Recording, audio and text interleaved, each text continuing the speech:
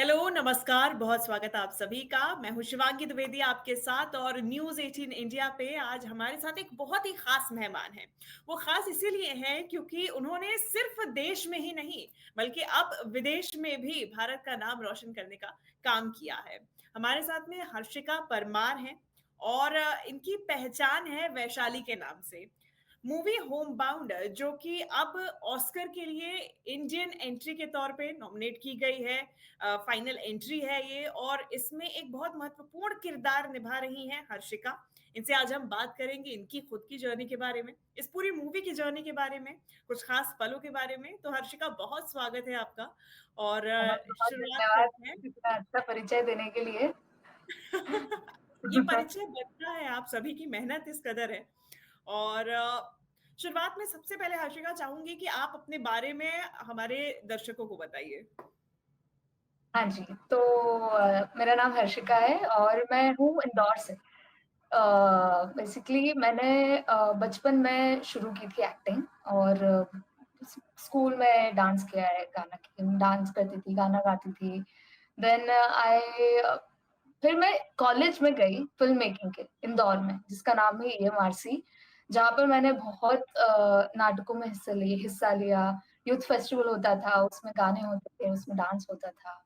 फिर वहां से थोड़ी हिम्मत बढ़ी और लगा कि नहीं यार, शायद एक्टिंग की जा सकती है।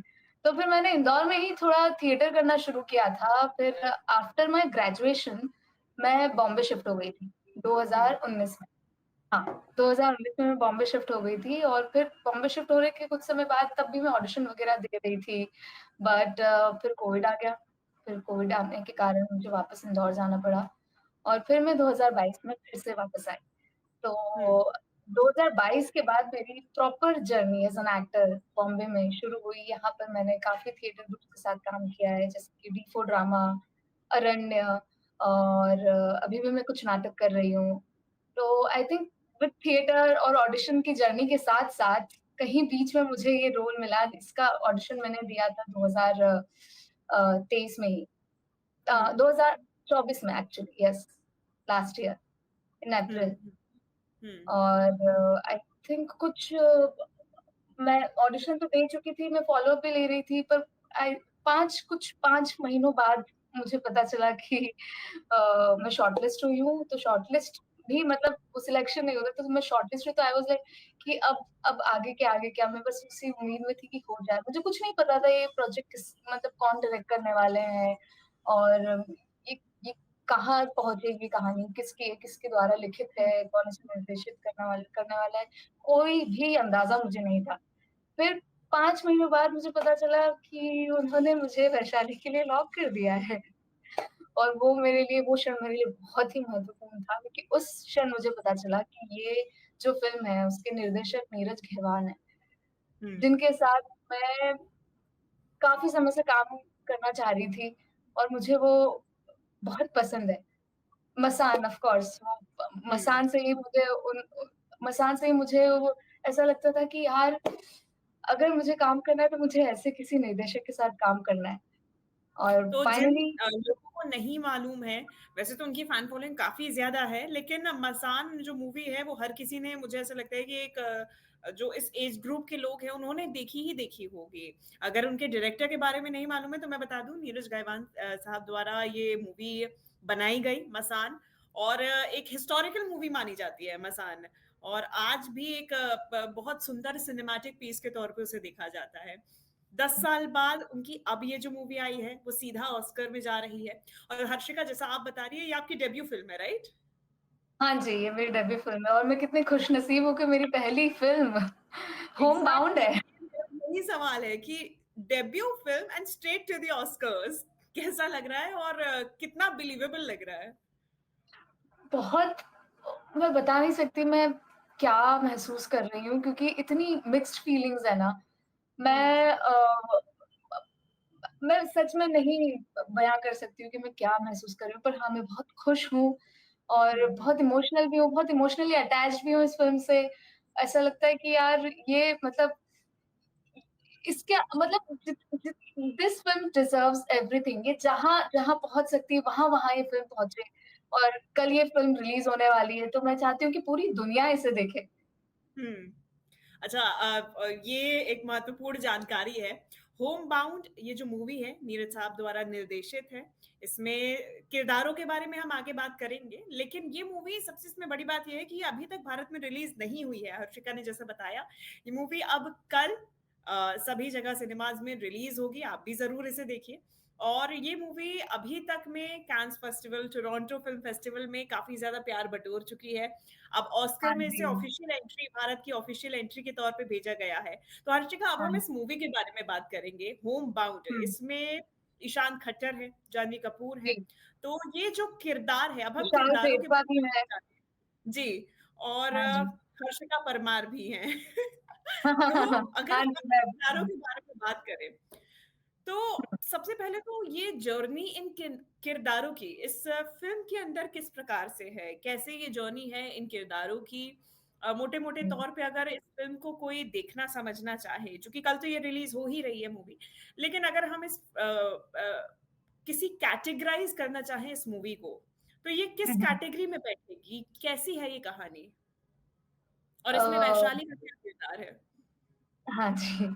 आई थिंक ये फ़िल्म काफ़ी ज़मीनी ज़मीनी तौर पर आपसे कनेक्ट करती है।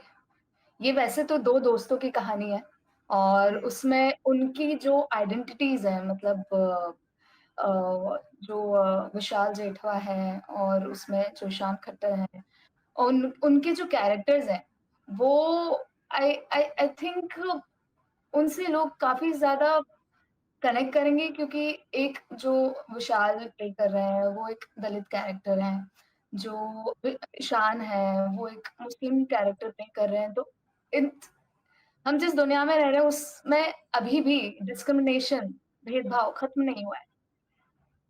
तो हुँ, वो वो उस जर्नी से वो सारी चीज़ें शुरू होती है कि जिस तरह का डिस्क्रिमिनेशन दलितों को सहना पड़ता है, मुस्लिम्स को भी ऑफ कोर्स सहना ही पड़ रहा है।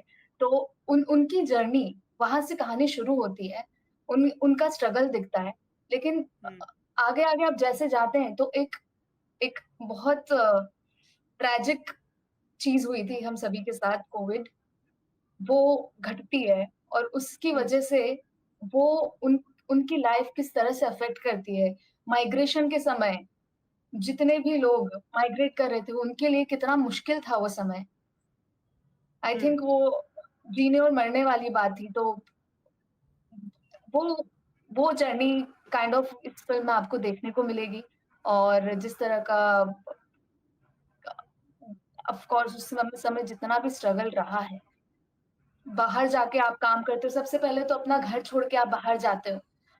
हुँ, अपनी फैमिली से दूर, अपने घरवालों से दूर और उसके बाद वहाँ कोविड हिट करता है, आपकी सेविंग्स सारी कुछ खत्म हो जाती है, फिर आपको वापस आना पड़ता है। कितनी जद्दोजहद आपको भी पता है कि कोविड के समय अपने घर पहुँचना एक एक बहुत बड़ी परीक्षा हो गई थी कुछ लोगों के लिए। कितने मीलों दूर तक लोग पैदल चले।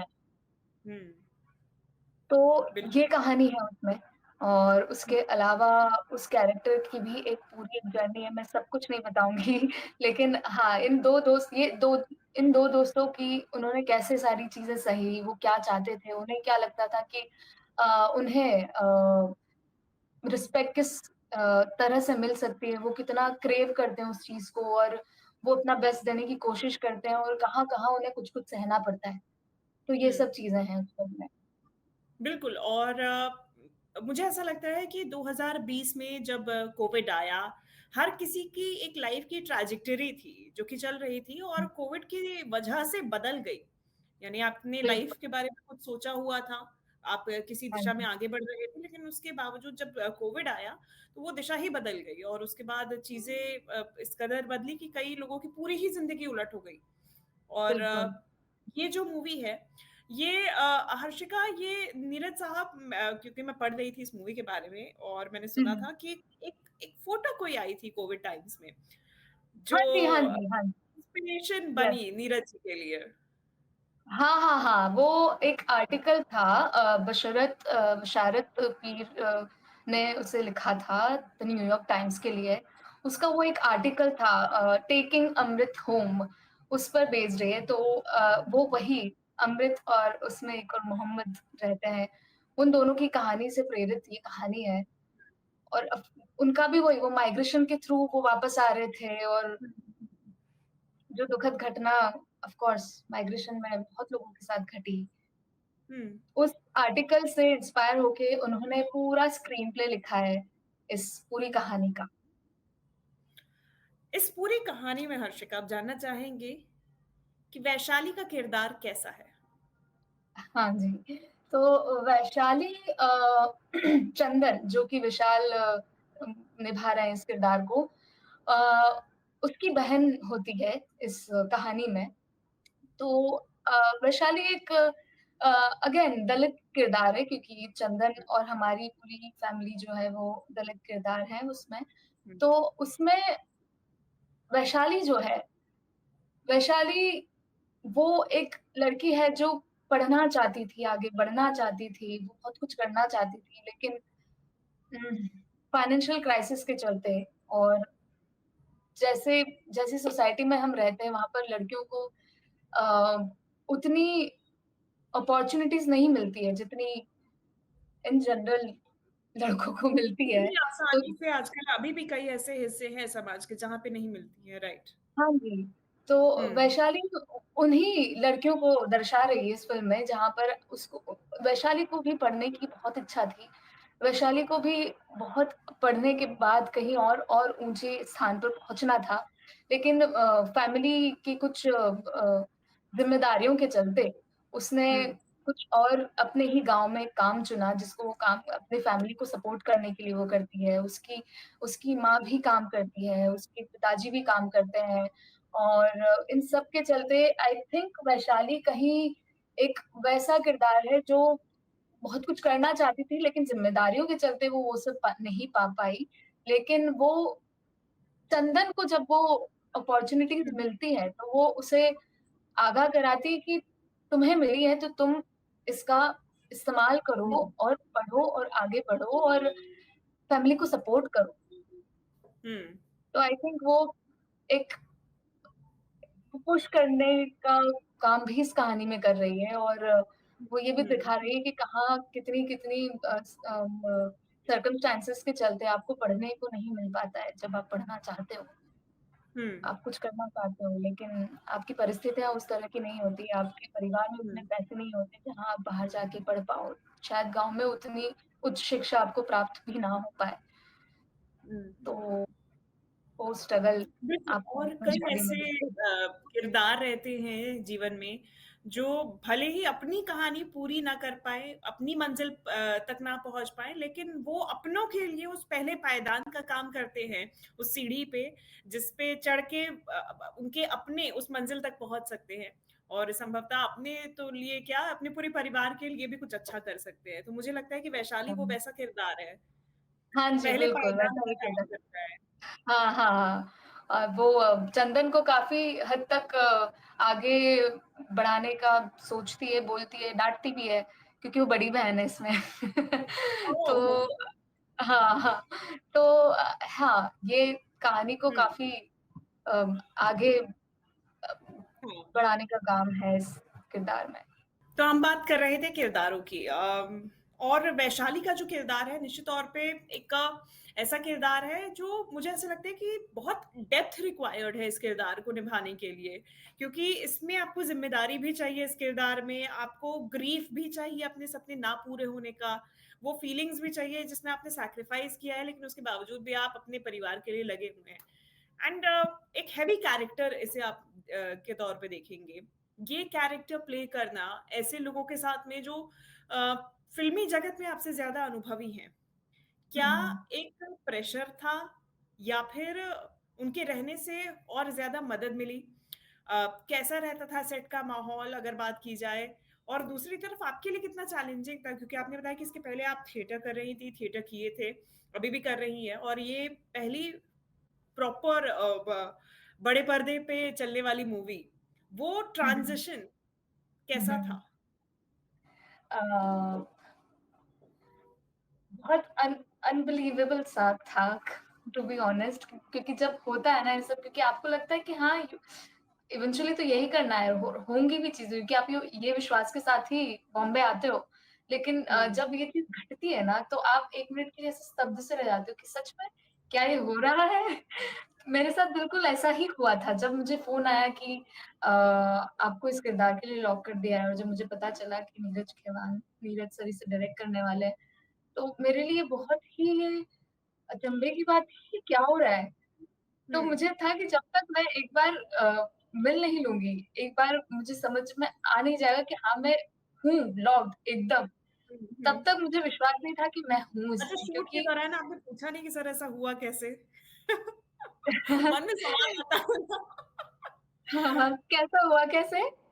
मतलब कि जो फाइनलाइज़ आपको किया गया हाँ, हाँ। क्या आपको लगता है कि कौन-सी वो क्वालिटी देख रहे थे जो वैशाली और हर्षिका दोनों में मैच कर गई और आपको लॉक हाँ, कर दिया गया? मैंने एक्चुअली ये नहीं पूछा क्योंकि मेरे शूट के समय हिम्मत ही नहीं होती थी कि मैं उनसे जाकर बात कर सकूँ क्योंकि मैं बहुत शूट के दौरान तो बहुत ही अलग ज़ोन में थी मैं बहुत जितना जितना रिक्वायर्ड है, जितने सवाल वाजिब है, बस उतने सवाल मैं पूछ पाती थी उनसे क्योंकि मैं एक वो था कि वो नीरज सर हैं, वो मतलब अभी इस बात ये जाके मैं बात उनसे नहीं कर सकती हूँ। पर उन्होंने कभी भी जैसे आप बात कर रहे थे सेट का माहौल कैसा है, आई थिंक मैं बार-बार इस बात को जो बोल रही हूँ कि मैं खुशनसीब हूँ, वो इसलिए भी है क्योंकि मेरी पहली फ़िल्म का ये सेट था और क्योंकि हुँ, सेट पे और जो लोग अनुभवी थे मुझसे ज़्यादा, वो खुद भी ये कह रहे थे कि आप बहुत लकी हैं कि आपका ये पहला सेट है क्योंकि उस सेट में मैंने कहीं कोई हायरार्की नहीं देखी। हुँ, सब एक इक्वल प्लेटफ़ॉर्म पर अपनी जान लगाकर काम कर रहे थे और सब एक-दूसरे के लिए बेस्ट चाह रहे थे कि अगर ये जो भी काम कर रहे हैं कि अपना बेस्ट दें और मैं किस तरह से सहायता कर सकती हूँ या कर सकता हूँ। उस उस टेम्परामेंट के साथ लोग सेट पर आए हुए थे। हुँ, मुझे याद है कि शूट चल रहा था और किसी ने ऐसे बोल दिया था कि he spot I think Neeraj sir immediately stop then and there उन्होंने एकदम से सब कुछ रोक के बोला कि आप उसे स्पॉट क्यों कह रहे हो? उसका एक नाम है। आप उसे हुँ, उसके नाम से बुलाइए और अगर आपको नाम नहीं पता है, तो आप जाइए उनसे उसका नाम पता कीजिए। हुँ, तो इतना इंक्लूसिव माहौल सेट पर जहाँ पे आप ऐसा लग रहा था कि सब मिल-जुल के काम कर रहे हैं, सब एक-दूसरे को जानते हैं, सब एक-दूसरे का बेस्ट चाह रहे हैं, सब सब एक-दूसरे एक इंक्लूसिविटी लाइक बीइंग सीन हुँ, तो वो चीज़ मुझे बहुत खूबसूरत लगी कि जबकि फ़िल्म बनाने में इतने लोगों की मेहनत होती है, उसके बावजूद उन सबको एक साथ रखना, हुँ, वो बहुत बहुत ही मुश्किल है। लेकिन नीरज सर ने इतनी आसानी से सबको इतना कंफर्टेबल रख रखा था सेट पर कि हुँ। आपको किसी चीज़ की चिंता या आप इंटिमिडेट नहीं हो रहे थे किसी चीज़ से। आपको इतना सहज उन्होंने कर दिया था। यानी कि एक फैमिली जैसा माहौल वहाँ पर देखने को मिल रहा था। लेकिन इसके हाँ, बावजूद भी बिल्कुल। कोई ऐसा वाक़या हुआ जहाँ पे आपको लगा हो कि ये एकदम नई चीज़ हो गई है या फिर कोई ऐसी सिचुएशन आन पड़ी है, कोई ऐसा सीन करना है जिसमें आप बिल्कुल लॉस्ट हैं और भले ही हायरार्की ना हो लेकिन इनमें से किसी किरदार ने आपकी मदद की हो, गाइड किया हो? वैशाली के किरदार के लिए अच्छा, एक्चुअली अलग हाँ। वैशाली के किरदार के लिए उन्होंने एक्चुअली जब शूट शुरू हुआ था जो आप बता रहे थे कि जैसे-जैसे किस तरह से वो प्रोग्रेस हुआ, तो शूट शुरू होने से पहले यहीं बॉम्बे में वर्कशॉप्स हुई थी। तो पहले दिन ही उन्होंने मुझे वैशाली का पूरा परिचय दे दिया था कि वैशाली के बारे में ऐसा सोचता हूँ, वैशाली ये किरदार है और इस पूरे परिवार में वैशाली की क्या भूमिका है। और हमारा जो परिवार था, हम चारों मिले थे और हम चारों को उन्होंने एक-एक किरदार को हम सभी के सामने इंट्रोड्यूस किया था कि ये किरदार इस परिवार में ये मायने रखता है। तो वो हुँ, पहली वर्कशॉप से ही आई थिंक वो बहुत हेल्पफुल रहा मेरे लिए इस किरदार को बनाने में, इस किरदार में और लेयर्स डालने में, इस किरदार को किस तरह से मैं ढूँढ सकती हूँ, किस तरह से मैं पहुँच सकती हूँ। उस हुँ, पहले दिन की वर्कशॉप में उन्होंने मुझे पूरा एक फाउंडेशन दे दिया था, जिस पर मैंने वैशाली को खड़ा किया एक तरीके से। तो हुँ। वो शूट पे नहीं, उन्होंने प्रेप में ही इतना कुछ मटेरियल कह दूँ या फिर इस तरह से उन्होंने मुझे गाइड कर दिया था कि मेरे लिए वो एक दिशा मिल गई थी मुझे, जिस पे हुँ। मैं चल पाई, जिस पे मैं वैशाली तक पहुँच पाई। तो शूट और पर जब ये पहुँचने के बाद मेरे लिए काफ़ी हाँ, आसान हो गया था क्योंकि उन्होंने एक ऑलरेडी मुझे एक दिशा दे दी थी, जिस पे मुझे चलना था। रोड मैप दे दिया था कि इस पे चलना है। हाँ। और क्या ये सेम चीज़ उस सेट पर, उस शूट पर बाकी सभी किरदारों के साथ के लिए भी था? क्योंकि वैशाली का अपना एक किरदार है, लेकिन वो हुँ, किरदार जब फ़िल्म के अंदर झलकता है, तो वो सिर्फ़ वैशाली का किरदार नहीं होता है, वो आपस में चाहे वो चंदन के साथ मिलकर वो किरदार होता है या फिर और भी हाँ, बाकी कैरेक्टर्स के साथ मिलकर वो हाँ किरदार जी। होता है जो कि झलकता है स्क्रीन पे। तो क्या वो इतना क्लियर था वो रोड मैप कि हाँ, इन किरदारों के साथ में भी मुझे वैशाली का ये किरदार स्क्रीन पे दिखाना है इस तरीके से। बिल्कुल, बिल्कुल। वो वही मैं कह रही हूँ कि वो जो पहले दिन की वर्कशॉप थी उसमें जिस तरह से उन्होंने सबको जी। वो परिवार सामने लाकर रख दिया था ना, तो वो हाँ। हम सभी के लिए हम सब एक सेम पेज पर आ गए थे उसके कारण। और फिर शूट पर हुँ, जब हम पहुँचे, उसके पहले हम बहुत बार मिल चुके थे, तो उसके कारण और कंफर्टेबल भी हो गए थे। हमारा इसमें डायलेक्ट भी अलग है, तो वो उस डायलेक्ट के लिए भी वर्कशॉप्स हुई थी हम सबके साथ में सीन वाइज़। तो हुँ, हम हुँ, ऑलरेडी इतने परिवार जैसे हो चुके थे शूट तक पहुँचने तक, तो हुँ, वहाँ आई थिंक वहाँ वो डायरेक्शन खत्म हो गया था शूट पे पहुँचने के बाद। मतलब ऑफ कोर्स कुछ हुँ, चीज़ें वहाँ पर भी उन्होंने बताई, लेकिन वो एक जो अ, माहौल वो चाह रहे थे, जो डायनामिक्स आपस में परिवार के सारे सदस्यों के बीच में रहना चाहिए, वो हुँ। प्रेप में ही उन्होंने काफ़ी स्ट्रॉन्ग कर दिए थे। इसके अलावा शूटिंग के दौरान हर्षिका हाँ, आपने बताया कि नीरज जी की तरफ से जो माहौल ऐसा बनाया गया था, वो किसी भी प्रकार की हायरार्की को नहीं दर्शा रहा था। सब एक समान जी, थे वहाँ पे। लेकिन जी। क्या आपको कभी ऐसा महसूस हुआ कि अरे जानवी कपूर के साथ में ये सीन करना है, शूट करना है या फिर ईशान खट्टर रहेंगे वहाँ पे, विशाल रहेंगे वहाँ पे। क्या हुँ, ये हुँ, मन में ऐसी फीलिंग आई कि एक एक्टर के साथ में, एक स्टार के साथ में एक्टर तो आप खुद भी हैं, लेकिन एक स्टार के साथ में जो हुँ, कि ऑलरेडी इस तरीके से फेमस है या फिर पहले मुश्किल हुआ होगा कभी ऐसे आमना-सामना या इतने समय तक साथ कोई काम करना। क्या हुँ। वो फीलिंग कभी मन में आई while the shooting was going on? I think while the shooting was going on तब नहीं थी पर जब शूटिंग प्रेप और शूट के बीच में जो हुँ, समय था, उस समय मुझे लग रहा था कि ये लोग काफ़ी अनुभवी हैं और इनके साथ मुझे काम करने को मिल रहा है। जो मेरी माँ बनी है इसमें शालिनी जी शालिनी वत्स। जी। मैं उनके काम को काफ़ी पसंद करती हूँ, जब मुझे पता चला था वो मेरी माँ हैं, तो मैं काफ़ी ऐसा लग रहा था कि इन इन सबके साथ मैं काम करने वाली हूँ, जो ऑलरेडी हुँ, काफ़ी समय से काम कर रहे हैं, जो अपने काम में हुँ, काफ़ी हुँ, अच्छे हैं। तो वो एक फीलिंग अच्छी थी, लेकिन शूट पे जाने के बाद पता हुआ क्या, अगर मैं ये सब सोचती तो मैं शायद वैशाली से थोड़ा दूर हो जाती। तो जब मैं शूट पे थी, तब इस तरह की भावनाएँ मेरे अंदर बिल्कुल भी नहीं थी। पर हाँ, शूट पे पहुँचने के पहले ये सारी भावनाएँ मेरे अंदर थी। जी, तो अगर बात करें अगर फर्स्ट इंस्टेंसेस की जब आप पहली बार मिले थे मैं हुँ। चाहती हूँ कि आप उसके बारे में बताएँ कि जब आप पहली बार नीरज जी से मिले, ईशान, जानवी, विशाल, ये पहली मुलाकात कैसी थी? What was your experience? आपके मन में क्या आया? किस तरीके से वो मुलाकात हुई? और जो ओवरऑल माहौल था, वो कैसा था? हाँ, एक्चुअली मिलना तो काफ़ी एक्साइटिंग सा था क्योंकि व जब मैं पहली बार मिली सब सब जानते थे कहाँ क्योंकि कहाँ ये मुलाकात भी हुई? ये भी बताइएगा। हाँ, हाँ, और ये मुलाकात सॉरी? कहाँ हुई? ये भी हाँ, बताइएगा। हाँ जी। तो विशाल से मेरी मुलाकात धर्मा के ऑफ़िस में ही हुई थी, जो हुँ, वर्कशॉप्स चल रही थी हमारी उस दौरान हुई थी। तो ऑफ़ कोर्स वो क्योंकि उन उन तक उनको उनको भी तो स्क्रिप्ट मिल चुकी थी, तो उनको सबको किरदार पता थे, वैशाली कौन है, तो मुझे इंट्रोड्यूस ही उस तरह से किया जा रहा था कि ये हर्षिका है, ये वैशाली का किरदार निभाएँगी। तो जैसे ही उन्हें पता चला कि अच्छा मैं वैशाली हूँ, तो वो भी काफ़ी एक्साइटेडली मुझसे मिले विशाल अ, और हमारी जितनी भी वर्कशॉप थी, हमने अलग से सीन्स भी पढ़े और आई थिंक उन्होंने ही मुझे इन सभी ने एक्चुअली खुद ने ही मुझे इतना कंफर्टेबल कर दिया था कि मैं जाके उनसे कुछ पूछ सकती थी कि क्या हुँ, चंदन और वैशाली अ, का अगर हम इस तरह से इस सीन को करें या नहीं करें या जो भी आप चाह रहे हैं, एक तरह का आप सीन वर्क करते हैं जब, तो वो इतना कंफर्टेबल उन लोगों ने ही आगे रहकर कर दिया था, तो मुझे ऐसा लगा कि अरे वाह! सब सही है, it's all good I think. हुँ।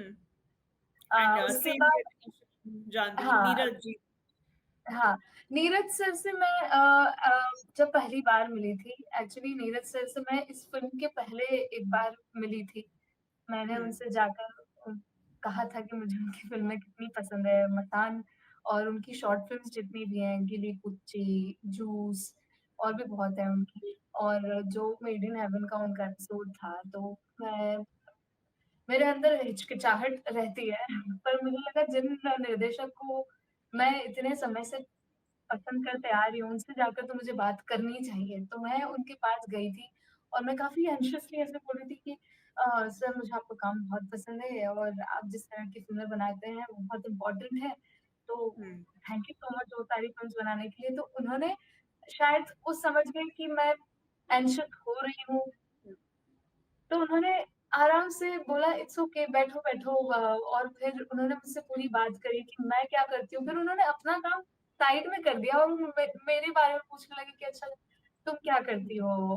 अभी क्या चल रहा है? कितने समय से हो बॉम्बे में? और ये सारे सवाल फिर उन्होंने किए और मुझे जो मैं जितना मैं एंग्ज़ियस जितना मेरे अंदर घबराहट थी, उन्होंने पूरी उस घबराहट को बातें करते-करते इतनी सहज तरीके से मुझे कंफर्टेबल कर दिया कि मुझे मिलके लगा कि यार ये तो जैसे जिस तरह मैं सोचती थी कि ये निर्देशक उस तरह के हैं, वो बिल्कुल वही हैं। क्योंकि कई बार हुँ, ऐसा होता है कि वो कहते हैं नेवर मीट योर आइडल्स। हाँ। इस किस्से में मेरे साथ वो नहीं हुआ। I am like I want to meet my idols more यानी कि एक और पॉज़िटिव एक्सपीरियंस हाँ, बहुत, आइडियाज़। हुँ, बहुत ही पॉजिटिव है वो अपने आप में ही। और उसके बाद जब मैं लॉक हुई तो उसके बाद मैं उनसे मिली, तो उन्होंने मुझसे फिर बोला कि ब मैं पहले से कुछ नहीं करना चाहता था, मैं ऑडिशन लेना चाहता था, मैं देखना चाहता था कि ये चीज़ कैसे टर्न आउट हो सकती है और अ, तुम अगर मैं पहले से कुछ चीज़ों का उसी दिन तुम्हें कुछ कह देता कि हाँ, चलो देखते हैं, हम साथ में काम करेंगे, तो वो गलत होता। मैं एक पूरा एक वो जो प्रोसेस है, उस प्रोसेस से ही जाना चाहता था, which I think is hmm, absolutely right. Uh, फिर उन्होंने जब पहली बार मिले, he hugged me and congratulated me that मैं लॉक हो चुकी हूँ इसके लिए और फिर उन्हीं ने मुझे सभी एक्टर्स से इंट्रोड्यूस करवाया, शालिनी जी, जो मेरे पिता बनते हैं, दधी जी, उन सबसे हम मिले और नीरज सर के साथ फिर उस वो पहली मुलाकात में ही मुझे ऐसा लगा कि ये तो अपने हैं, ये सच में अपने हैं, जिनको आप ऐसे दिमाग में अपना मान के चलते हो ना कि ये हुँ, वो फ़िल्म मेकर हैं जो आपको अपने लगते हैं, जिनका काम आपको देखकर लगता है कि वॉव! और उनका काम ऐसा लगता है कि वो उस काम को सब कुछ मिले, it deserves everything the best. तो हुँ, वो इंसान भी उसी तरह के हैं। तो काफ़ी अच्छा लगा मुझे उनसे हुँ, पहली बार मुलाकात करके भी और उसके बाद थ्रू आउट फ़िल्म में काम करके भी। हुँ, सेम विद ईशान, ईशान से आई थिंक मैं सेट पर ही मिली थी, क्योंकि उनके साथ मेरी वर्कशॉप्स नहीं थी। तो अगेन वो खुद ही सभी इतने एक्साइटेडली मिले ना कि मुझे वो ऐसा लगा कि अरे! ये तो खुद भी एक्साइटेड है, तो ये तो बहुत अच्छी बात है। तो वो इतनी एनर्जीज़ मैच होती थी, तो ऐसा लगता था कि ओह! यहाँ सबको पता है कि Vaishali, Harshika, they already know me and maybe it is hmm, because of Neeraj sir, of course, I think. तो वो I felt so good. Ishan is such a good guy and such a nice guy. मुझे उनसे उनसे मिलके काफ़ी खुशी मिली। but how is he as a co-worker? Oh! Absolutely fantastic actually बहुत hmm, Ishaan and Vishal as an actor बहुत ही शानदार है। और ये हुँ, फ़िल्म जब आप देखेंगे आपको ये समझ में आएगा कि ये मैं बिल्कुल भी एक्ज़ैजरेट नहीं कर रही हूँ। इस बात में बिल्कुल भी अतिशयोक्ति नहीं है कि अ, वो कमाल के एक्टर्स हैं। हुँ, और जब उनके साथ में सीन करती थी, दोनों के ही साथ, तो इतना फ्लूइड हो जाता था सीन कि अरे वाह! ये तो हो गया। जितना आपको लगता था कि वहाँ जाके बहुत मुश्किल आएगी, लेकिन वो सब इतना पानी की तरह हो गया कि मुझे लगा ये तो कमाल है। हुँ। हर्षिका, क्या हम आपको जानवी कपूर के साथ भी स्क्रीन शेयर करता हुआ दिखेंगे? कोई सीन्स क्या आपके और जानवी कपूर के भी साथ हैं? उनके साथ अ, कैसी रही पहली मुलाकात? हाँ, हम हमारा साथ में शूट हुआ था, बट अनफॉर्च्यूनेटली वो वाले पार्ट सब मूवी में नहीं है। तो हुँ, आपको स्क्रीन पर तो हम साथ में नहीं दिखेंगे, पर उनके साथ भी मैंने काम किया, और जब मैं उनसे भी अगेन सेट पे ही मिली थी। अ, अच्छा लगा उनसे भी मिलके, और हमने भी काफ़ी बात की, और उनको भी जब पता चला जैसे मैं वैशाली प्ले कर रही हूँ, तो उन्होंने भी काफ़ी मतलब अच्छे से बात की कि अच्छा, Chandan, Vaishali, the family is full now, क्योंकि वो बाकी सबसे समव्हाट आई थिंक मिल चुकी थी पहले, और हुँ, उस दिन हुँ, मैं मिली थी उनसे।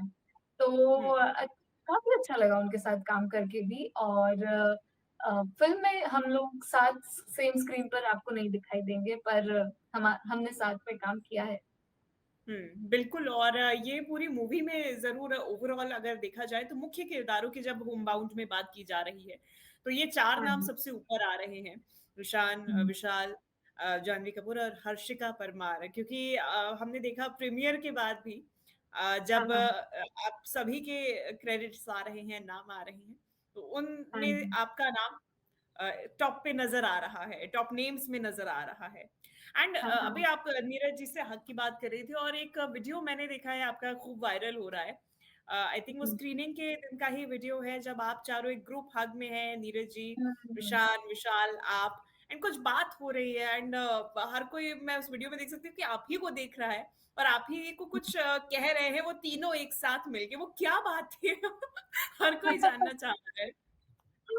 आई थिंक वो आफ्टर द स्क्रीनिंग में पहली बार हम तीनों साथ में मिल रहे थे, तो मैं नीरज सर को फ़िल्म के बारे में ही वो बात कह रही थी कि आपने बहुत इम्पोर्टेंट फ़िल्म बना बना दी है, और आप मुझे ऐसा लग रहा था कि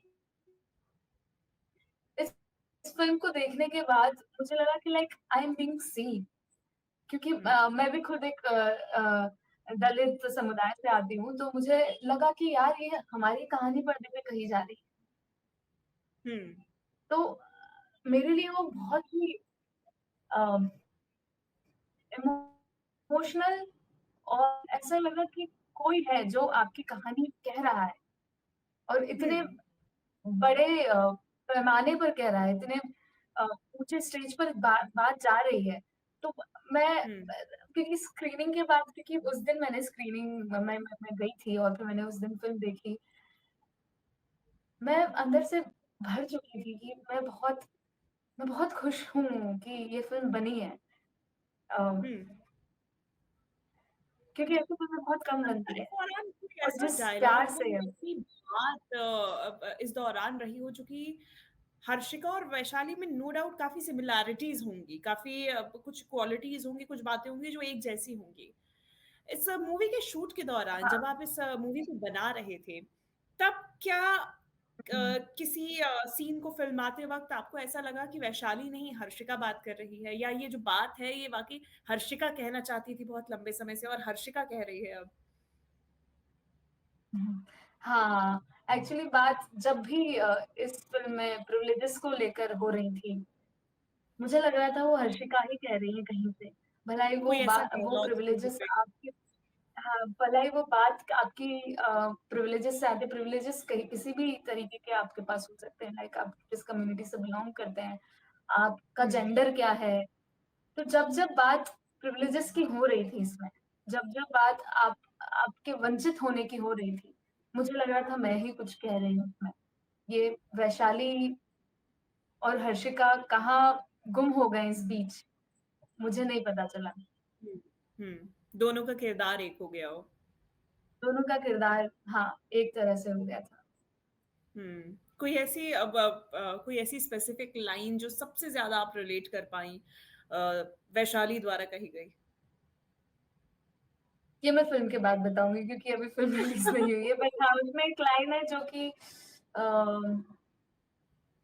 जहाँ पर वही होता है कि मैं लड़की हूँ, तो मेरे लड़की होने के नाते और जो चीज़ें मुझे नहीं मिल पाई है, चंदन हुँ, को मिल रही है, तो जो एक एक सीन है उसमें जो विशाल के साथ होता है, हुँ, वहाँ मुझे लगता है कि इट्स वो मेरा पर्सनल फ़ेवरेट है। हुँ।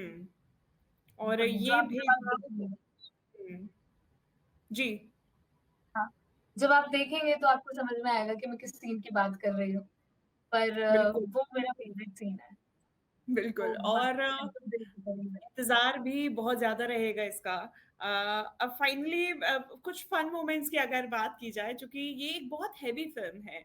9 हाँ, हाँ। इंटरनेशनल स्तर पे 9 मिनट्स का स्टैंडिंग ओवेशन इसे मिल चुका है और ऐसे में हुँ, अब ऑस्कर्स में जब ये एक ऑफ़िशियल एंट्री बन चुकी है, तो नो डाउट इस फ़िल्म को देखने के लिए हर कोई उत्सुक है। कल ये रिलीज़ होने जा रही है भारत में। लेकिन ये हुँ, जितनी हेवी फ़िल्म है, जितने हेवी इस फ़िल्म के इमोशंस हैं, क्या हुँ। सेट में माहौल की तो बात की ही, लेकिन सेट पे शूटिंग के दौरान क्या माहौल, क्या एनवायरनमेंट भी उतना हेवी ही होता था या फिर फन भी होता था बीच-बीच में?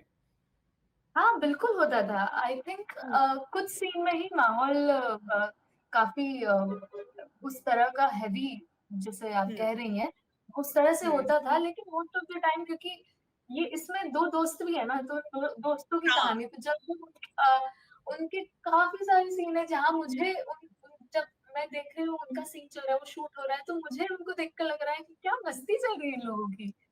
हाँ। हाँ, और फिर ऑफ़ कोर्स कैमरे के स्तर भी फिर हम लोग उसको देखकर इतना एन्जॉय कर रहे हैं और जैसे कट होता आई था वांट हम लोग हर्षिता कि आप ऐसी कुछ सेट की कहानियाँ हमारे साथ, हमारे दर्शकों के साथ शेयर करें कि सेट हाँ, पे इस प्रकार के वाक़ये हुए हों, कुछ fun instances. Hmm, I think सोचना पड़ेगा मुझे क्योंकि ऐसे बहुत सारे हो चुके हैं। अ,